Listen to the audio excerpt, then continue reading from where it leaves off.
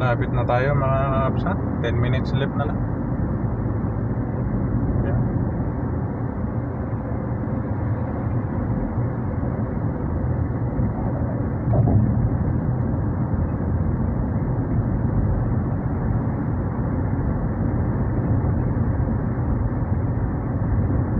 Alright. Salamat po sa Diyos. Nakauwi tayo ng ligtas. Hindi tayo naligaw dahil gumamit tayo ng WhatsApp sa may Google Map. Kaya hindi sayang ang patak ng ating gasolina mga kabsat. Naki-hotspot kasi ako kanina, nakikunik.